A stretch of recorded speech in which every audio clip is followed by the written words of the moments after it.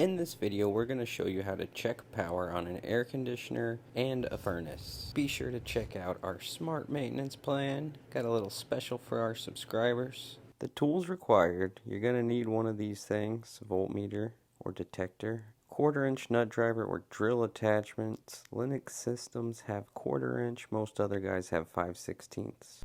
These two were a whopping $5 at Harbor Freight.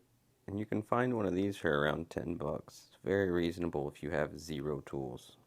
Before we do this, let's go ahead and shut off the thermostat. Turn the thermostat to the off position. It's important to note when you turn the thermostat to the off position, there's still 240 volts in this panel right here. So turning off the thermostat does not kill power outside. I want to re-emphasize that. We will not kill power outside until you turn off the breaker and or disconnect. It's always a good practice. Turn off both breaker and disconnect. If we go in here with our volt detector, you can see this guy's beeping because power is still applied. We're going to go up to the disconnect box, which is right next to the unit up here. We're going to push down on this tab a little bit. And this is a pull-out disconnect. They also make ones that resemble a breaker. And if you see, we go back down here with our voltage detector. No beepy. It's in the green. It's safe.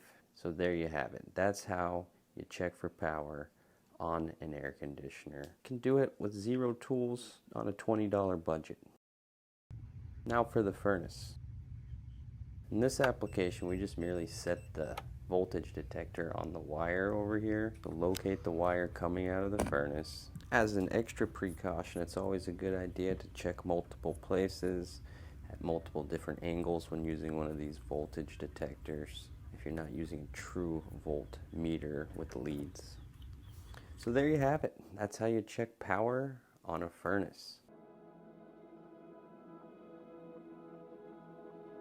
Go ahead and screenshot this certificate and email it to info@HVACdoubleagent.com.